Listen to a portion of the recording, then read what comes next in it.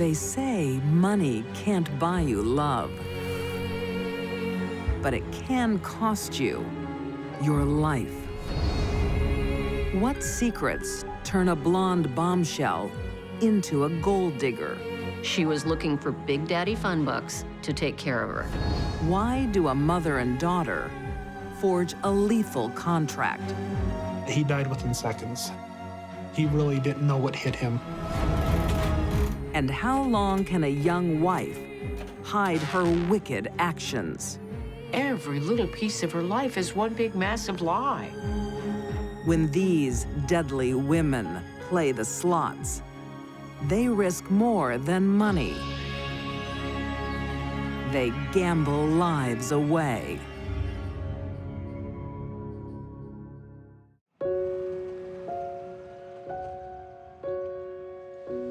"33-year-old Tennessee bombshell Nicole Vonley Titlow has men of all ages chasing her. Heart-stoppingly pretty. She was looking for Big Daddy Funbucks to take care of her. I can't have my girl driving around in an old jalopy, can I? Oh my God, you got me a car? But Nicole's relationships only go so far because she has a secret. From an early age, Nicole felt different. She even looked different.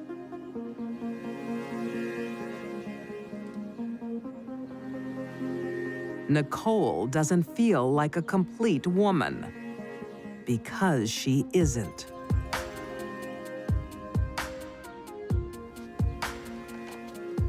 Bye-bye, Harry. Hello, Nicole. She was a female, trapped in a boy's body.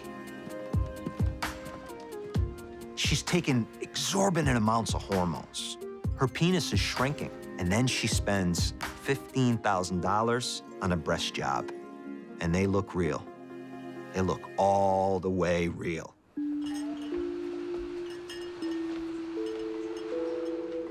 If she did not tell you that she had been born a male, you would never know. Oh, that's very nice. What do you think, Ma? But her transformation from boy to girl isn't complete. Ma, thing I gotta tell you. Nicole said, I want to have a sex change. Mom, I want a sex change. And of course, it surprised me. Sex change operations are expensive. I need to figure how I'm gonna pay for it. I just want you to be happy, sweetie. Mom, Georgia Pinkerton, can't help. Think about it. She's dirt poor. It's gonna take a while. But her sister, 61-year-old Billie Jean Rogers, is a rich gal. You should come live with us. I'll introduce you to all my rich friends. You look at Aunt Billie Jean. She left Tennessee to seek out fame and fortune. She didn't want to live poor. She wanted to live the high life. And, you know, she finds a guy who's got a little bit of money. You should think about taking her up on her offer. I thought Billy would help her improve her life. Because Billy was very intelligent, and I thought we should help her. No, Ma, you know how I feel about her. She's real smart. Nicole told me she didn't want to go, and I talked her into it. But Mom doesn't know Billie Jean's true intentions. When Billie Jean looked at Nicole, she saw a desperate person who would do anything to get the money she needed for her reassignment surgery. And that appealed to Billie. Here's to our new and very welcome guest. Cheers. Billie's husband, 74-year-old Don Rogers, welcomes Nicole with open arms. The Michigan car part manufacturer is a self-made millionaire with a big heart. He was a really humble guy, a very nice guy, a guy who would give the shirt off his back to anyone in need. Well, certain people took advantage of this, and one of them was Billie Jean.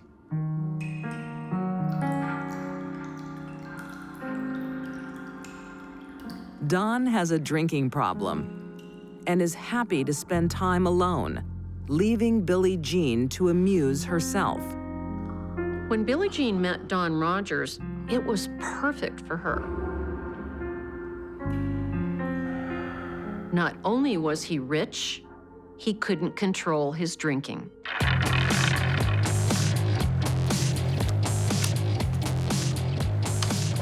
Billie is spending her husband's fortune in bars and casinos. And Nicole joins the ride.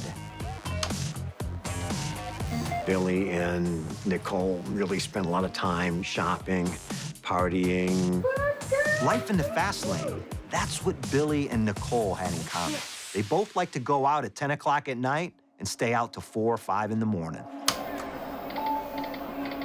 Aunt Billie is blowing thousands on slot machines.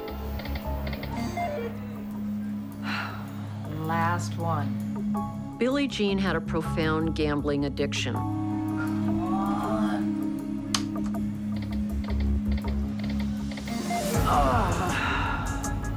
There were nights where it appeared she was spending between $10,000, $15,000, $20,000 at the casino and losing.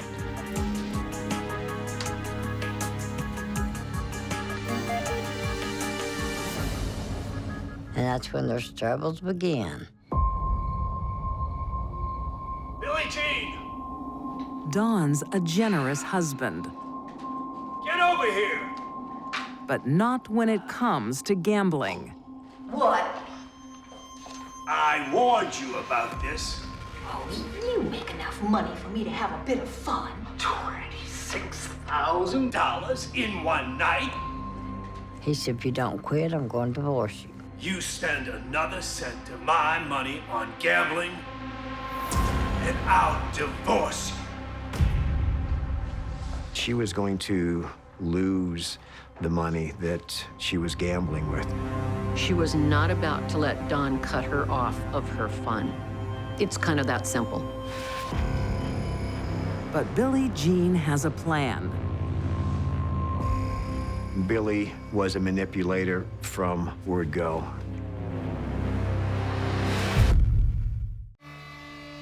August 12th, 2000. Michigan millionaire Don Rogers ends his day like every other, drinking many, many nightcaps.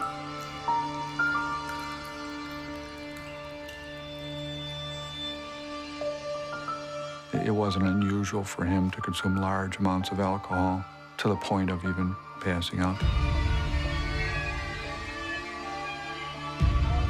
Don is out cold when his wife and her niece return from another fun-filled night.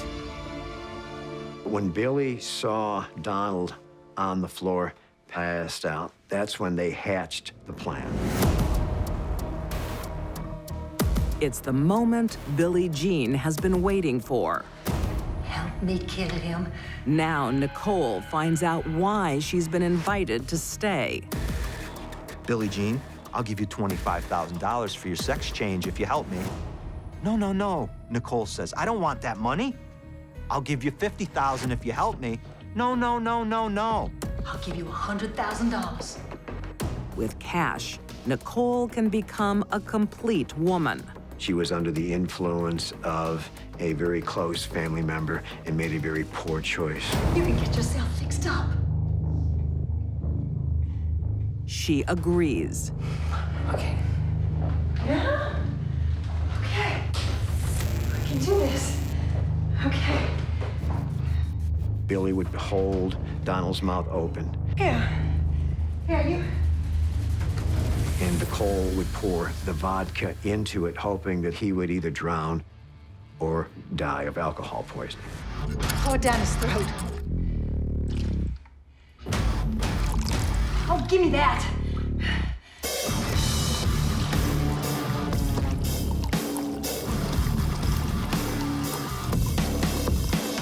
The unfolding horror gives Nicole second thoughts. Where are you going? Bathroom. Nicole, she stands up. I'm not helping you. I'm not doing this. She walks into the bathroom. She says she's in there for 10 minutes. She opens the door. She sees Billie Jean has a pillow now over Don's face, and she's smothering him with it.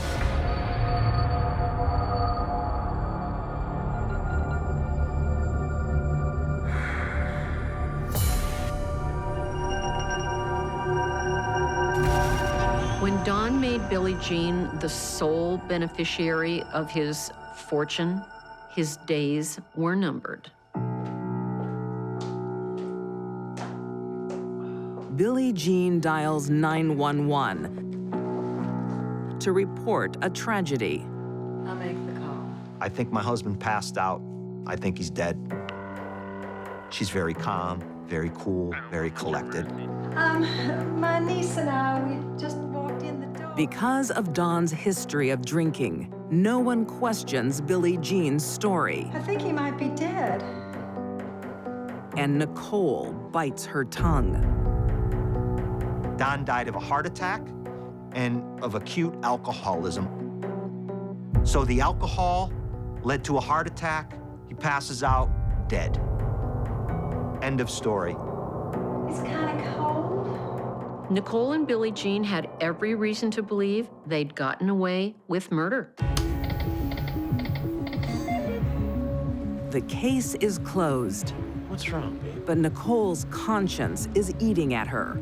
She spills to boyfriend Danny. Don's dead. Nicole fell into a common pitfall. She couldn't keep her mouth shut. Billy did it. She put vodka in his mouth. She was feeling bad about what had happened. Kill him? But it isn't Nicole's only surprise revelation. What are you talking about? I did it so that I could be a real woman. Danny has no idea his girlfriend was born a boy. He just will not believe it. Finally, Danny says, "Show me." And there she is. You believe me now, Danny? And his eyes bulge out of his head. Oh my gosh. Big, huge night for Danny. My girlfriend's a man, and she's a murderer. And he decides, I can't be involved in this.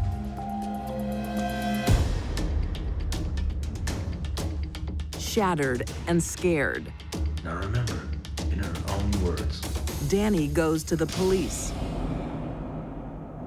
Grabbed the ball out of my hand, she pawed it down his nose. He agrees to wear a wire when he next meets Nicole. So she did all the work. I'd have to let go. I put just a little bit of vodka in his mouth. And it was really weighing heavy on her. She didn't need a lot of encouragement. She grabbed the ball out of my hand and just pawed it up his nose. I think Nicole may have thought that because she didn't actually kill Don, that she wasn't responsible for his murder in any way. She was wrong. Very wrong. Although Nicole incriminated herself, Billie Jean says nothing. The body has been cremated. It's Nicole's word against Billie's. And Billie wins. There was no physical evidence against her, so she was smart not to make any statements. Billie Jean Rogers is acquitted. Nicole Vonley Titlow is found guilty of second-degree murder. In 2002, she's sentenced to a minimum of 20 years in a male prison. I don't think Nicole ever thought that she would be the fall guy. Billie Jean doesn't get to spend her dead husband's money for long. 6 months after her acquittal, she dies of cancer. Whether Billie Jean was involved in the murder of her husband or not, it doesn't matter. She never got to enjoy the money. Nicole's desire for a new life in a new body ends in tragedy for everyone. She gambled and she rolled the dice and she lost. And ultimately, that's what happened with Nicole.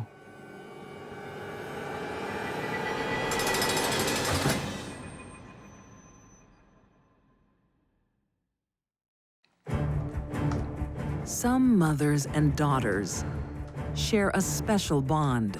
Sandra was Dawn's friend. Then what are you gonna do, huh? They look out for each other. I hate him. Right to the end. That's what 29 years of marriage and a person's life is worth.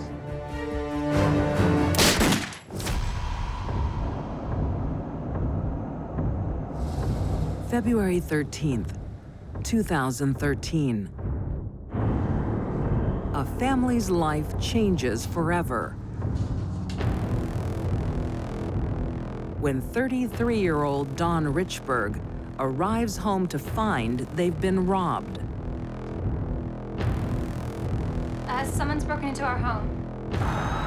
Police officers discover this is no ordinary home invasion. Investigators arrive and find the body of her stepfather. 47-year-old Michael Barajas has been gunned down in his Colorado Springs home. There were 2 gunshot wounds that he suffered. They hit him through the heart and the spine. He died within seconds. He really didn't know what hit him.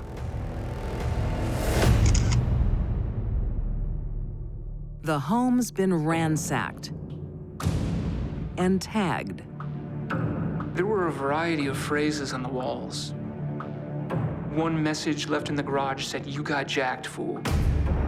There were also references that seemed to suggest gang activity.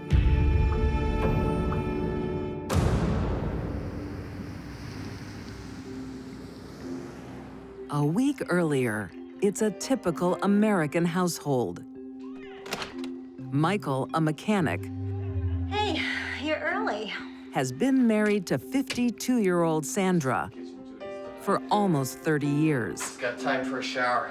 Yeah, you look like you need one. Oh, come on, give me a hug, huh? Mike, get out of here. Everything seemed good. Mike and Sandy seemed happy. You know, just typical, normal family. Hey, Mike, any chance of a loan? Again? He was the epitome of the hardworking everyman. He worked at a local auto repair dealership, doing repairs on used cars. You look for any jobs today? Mike's raised Sandra's 2 daughters as his own since they were youngsters. Thanks. When they got married, he was all about help raise Sandy's daughters. This has gotta stop, okay? But the girls, now in their 30s, still expect Michael to support them financially. He's like, I agreed to raise him, not to raise him the rest of my life. And he was kind of getting tired of the financial drain.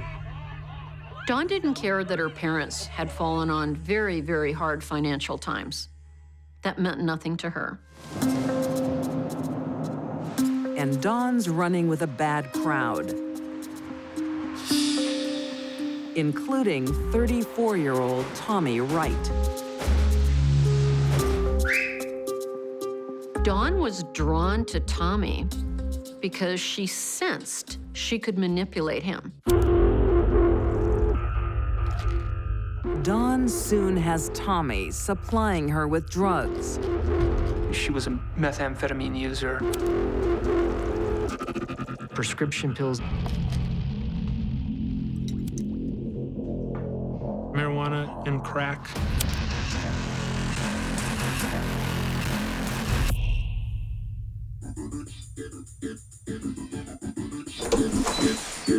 Get up! Get her up. Dawn! Dawn! Michael tries to put his foot down. I warned you. No drugs under my roof. You're not my father. Okay, hey, settle down. No! But this is my house, and I don't want you in it. He would always tell her, you know, I'm not gonna put up with this forever. You settle down. But Sandra sides with her daughter, She goes or I go. making Michael the outsider. Sandra and Mike were not a united front regarding Dawn. Sandra was Dawn's friend. She made Mike the enemy. Then what are you gonna do, huh? Finally, Michael declares he's had enough. I hate him. He wanted a divorce and he was gonna leave her. Michael's the sole breadwinner. If he leaves, so does their cash flow. They would have been in a real pickle. These were two women who had no interest in taking care of themselves at all. But the fatal home invasion changes everything. Dawn! What's happening? Now Sandra realizes she's lost a good husband. Sandra appeared to be acting completely the way somebody would if they were really concerned about what had happened inside the house. Dawn's behavior is a little odd. Dawn's demeanor in particular wasn't consistent with what you'd see from a woman who just lost her stepfather. She was almost emotionless. But she has an alibi. Dawn produces time-stamped receipts that prove she can't be the killer. Other seats have got dates and times on them. For a family member to volunteer time-stamp receipts proving they weren't at the house during the murder is a double take. Who does that? Investigators find it all a little too convenient. At that moment, Dawn drew red concentric circles right on her forehead.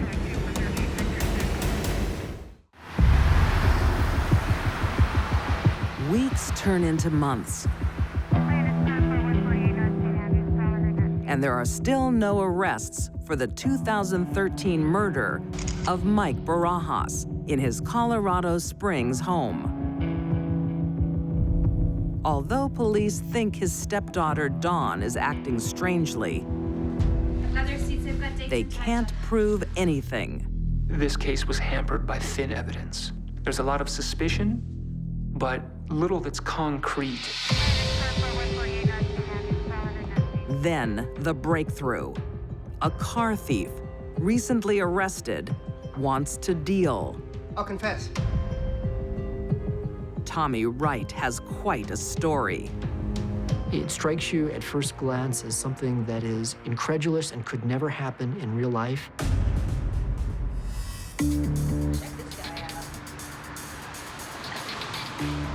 He says he knows Dawn Richburg and her sister.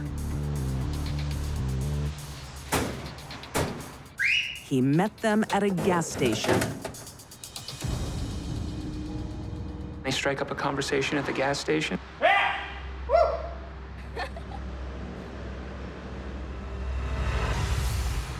And they begin socializing and getting closer over a period of weeks. Tommy confesses to doing drugs with Dawn. And it's then she shares a family secret. Dawn claimed that Miguel Barajas was abusing Dawn's sister. So why do you hate him so much? He abused my sister. It wasn't true. What kind of person does that? A psychopath. Tommy says that he was swayed by the allegations of sex abuse. Tommy's misguided loyalty to a new friend creates a death sentence. When Dawn met Tommy at the gas station, she won the lottery.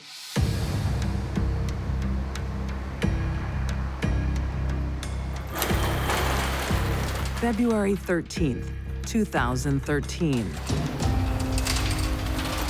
Thanks to Dawn, Tommy Wright knows just where to find a murder weapon. Or two. He goes into the basement and he raids Miguel Barajas' gun cabinet, removing a .45 caliber pistol and a .30-06 rifle.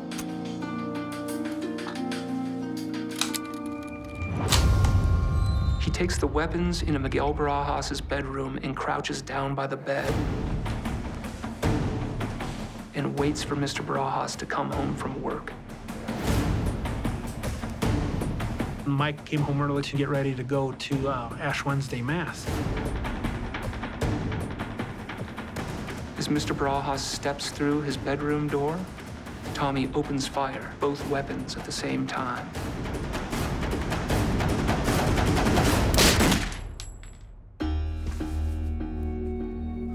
He struck Miguel Barajas, who falls to the ground.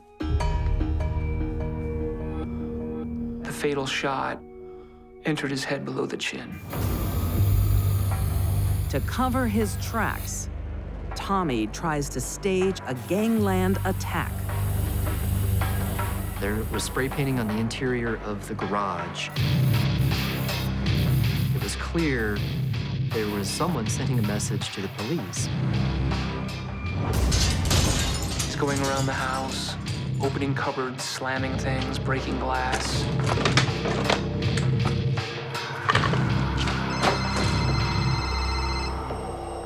The phone rings. A smarter killer might let it ring. Hello? And Tommy picks it up. It's Mike Barajas' brother. Mike can't come to the phone right now. Tommy stammers something about Mike being in the shower and hangs up the phone. He's in the shower. The caller has heard Tommy's voice, and so does the cab company that Tommy calls next. Yeah, I need a cab. Police use this recording and play it for the brother of Mike Barajas. How long will it be? I'm in kind of a hurry. He's 90% sure Okay. that the voice is that of the man who picked up the phone the night that he called seeking his brother. Tommy didn't know what he was doing, and murder was way over his head. You just sit tight. Tommy's confession has police shaking their heads. Kill him. No, I can't do that. We can make it worth your while. Then he drops another bombshell. Sandra was in full agreement. So we're gonna do this. We're gonna do this. To the point that she even suggested a few tips to make the burglary look convincing. He usually gets home about 6:30. Sandra offers to pay $500 for the murder. Mother and daughter are in it together. Sounds good to me. $500. That's what 29 years of marriage and a person's life is worth. This is another story of a mother and her kid using and abusing a nice, hardworking guy with a checkbook. So far, I haven't seen a cent. Tommy agrees to a police sting. We need to meet. He arranges to claim part of his reward from Sandra. All right, we'll meet. Okay, we'll meet. Sandra Barajas agreed to go to an ATM machine, pull out $300 in money, and meet him. And members of our local law enforcement were able to tail Sandra Barajas to that meeting location. Hurry up. Just slow down. It takes as long as it takes. And finds the money,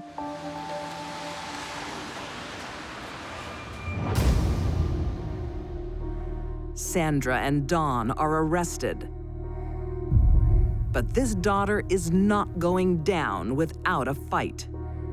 Immediately, she turned on her mother as the reason for her participation. And she describes only doing things because her mother made her do it. Authorities discover Sandra has a gambling problem. She spent all day long online gambling games. Divorce leaves her with nothing. But Mike's life insurance will keep her habit alive. Well, what was Sandra to do? Get a job? I don't think so. It was much easier to kill Mike and get the insurance money. In 2014, Tommy Wright pleads guilty to second-degree murder. He's sentenced to 40 years in prison. Dawn Richburg also pleads guilty to second-degree murder. She receives 35 years behind bars. There is no evidence that Dawn enjoyed killing her stepfather, but I don't think she gave two hoots and a holler about him either. The longest sentence is reserved for the mastermind, Sandra Barajas. A jury found Sandra Barajas guilty of first-degree murder. She received a life sentence without the possibility of parole, though she is appealing her conviction. For the victim's family, the loss is compounded by betrayal. Mike gave everything to Sandra and her daughters, and in return, only greed. You know, he didn't deserve to go out like this. He did the best he can, gave his life to those women, and for them to, you know, I guess betray him that way, just is unforgivable.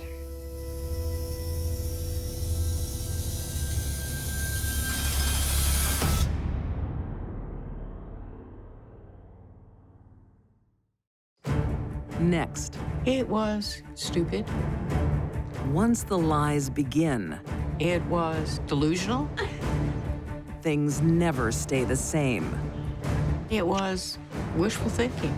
Someone has to take the fall. Soon enough, everyone was going to know.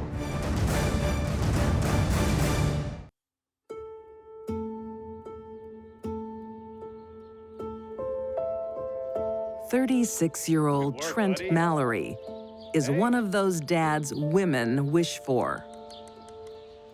He was a hard worker. He was a great father and great provider and great person. Amber, we made something for you. Come take a look. Amber Smith knows she has a keeper, and she needs one to help with their sick son. This looks amazing. It's a glitter painting.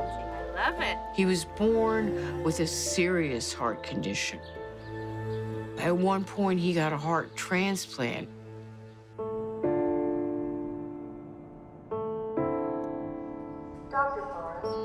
But the heart transplant isn't going well. His tiny body is rejecting it. The family is facing the worst. His situation became life-threatening, and he had to be transferred to a large hospital in Detroit. The treatment there would include massive immunosuppression in order to preserve the heart that he still had. I'm sorry. He was desperately ill. There's one glimmer of hope. What can we do? There is a new treatment. An experimental treatment, but it's expensive. We'll do whatever it takes. The insurance company wouldn't touch the cost of that. They were just in trouble financially. Amber and Trent are broke. Their only hope: beg the public for help. You okay? Bit nervous. Okay, just look at my face. Forget about the camera. When parents find out a child is seriously ill and may die, their world stops. Nothing is more important than saving the child's life. We're rolling. Amber, how difficult has this been for you and your family? We go with that so that he can be here. The television station did a story on their plight of this poor family. Amber, how do you deal with this emotionally? I would live in a cardboard box before I would let Marshall die. You're very brave. People were really touched by her story. People responded. She said she needed $6,000 for a certain procedure. Oh my God, somebody's donated $500. You're kidding. And she had $5,500 before the deadline was over. I don't even know these people. Generous strangers open their hearts and checkbooks. Glass of wine? Yeah. Their son survives the crisis. But for how long? Amber has a secret, and it's threatening her son's life. She's gambling away. She had a terrible addiction problem to online slot machines. She was spending money that she had no means of covering. One would think losing money gambling, money that you couldn't afford to lose, would be enough to stop the gambling. But in Amber's case, every time she gambled, There was a momentary thrill that possibly she would win and all her troubles would be over.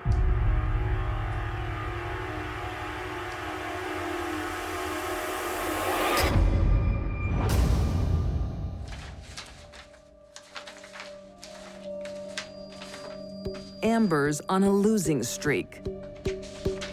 Public donations have been spent. Trent's wages have been spent. Hey, babe. Hey. What are you up to? Just paying bills. Need some help? No, I'm okay. If you're sure. I'm gonna take a shower. She was taking out payday Friday loans at 300+% interest. At this stage, every little piece of her life is one big, massive lie. The big payday to save her son and her family never arrives. Money's going through next week. Things are out of control. Sorry, ma'am, it's too late. Oh, come on. Surely you have to call me first. Said I'm sorry, I have ma'am. 2 sons. The house was in foreclosure. The car had been repossessed. They were behind on their credit card bills. She lied about why it was being repossessed. She told the family that it was being repossessed because she threatened to kill her mother with her vehicle. Her crazy excuses make everyone suspicious. What's going on? Soon, Amber's secrets and lies will be exposed. They took the car. What? That doesn't make any sense. I threatened to run over Mom, and they took the car. To her husband. Amber, tell me what's going on. To her children. To the generous public. She has betrayed them all. I can only imagine the panic she must have felt. Soon enough, everyone was going to know. In Levering, Michigan, 28-year-old compulsive gambler Amber Smith is in terrible debt. She's defrauded her husband, her family, and her community. Now there's almost nothing left to steal. Almost.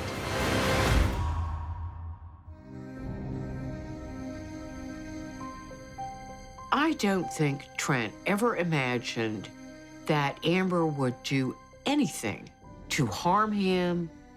I don't think he could possibly even think that.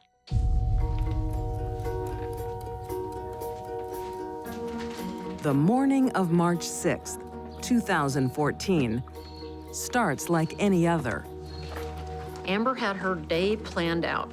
She had to take one of the children in to be treated for an ear infection, go get coffee, run some other errands. Oh, Mommy just forgot something. I'll be back in a second, okay? But Amber returns to the house. She wants to be alone with Trent. When it was quiet, when it was just him and her, he was ambushed.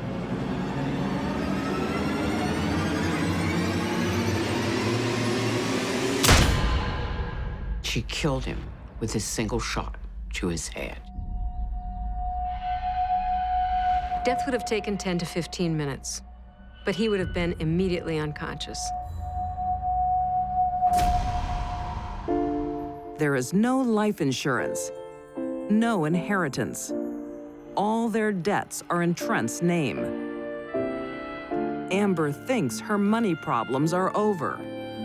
She had this mistaken notion that when her husband died, every single bit of debt they had would disappear into thin air like it had never existed. With her children waiting in the car,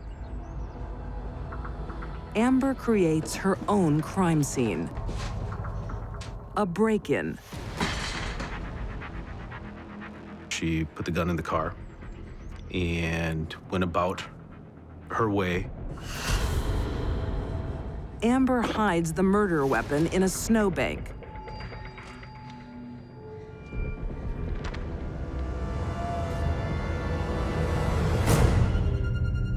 then dials 911.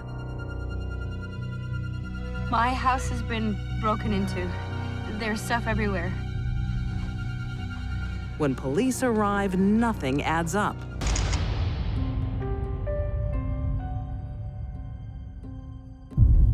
Once again, the killer was mistaken. That's not how home invasions happen, and the police know this. It was just not plausible. There were numerous guns found in the house, and none of them were taken. Those were probably the most valuable items that would have been stolen in any home invasion. Police have Amber in their sights, but they need the murder weapon. Within days, when the snow melts, they find it. Really? At a snowbank for safekeeping? Nothing this woman did make any sense. Nothing. From the time she started gambling on, it was Stupidville. It gets worse. Amber has tried to sell the weapon online, leaving the police a digital trail. The gun in the snowbank combined with the pictures of the gun on her phone, there was no question at all about her guilt. Amber Smith is found guilty of first-degree premeditated murder in October 2014. She's imprisoned for life without parole. Anyone who could execute the person that they love the most in the world is extremely dangerous.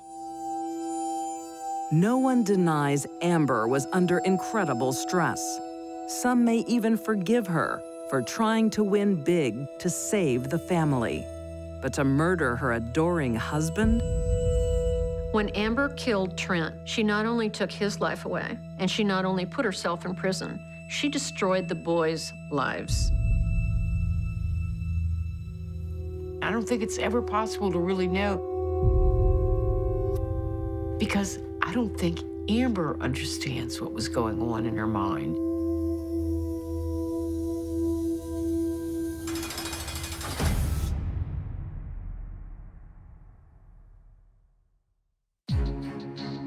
These deadly women didn't just play the slot machines.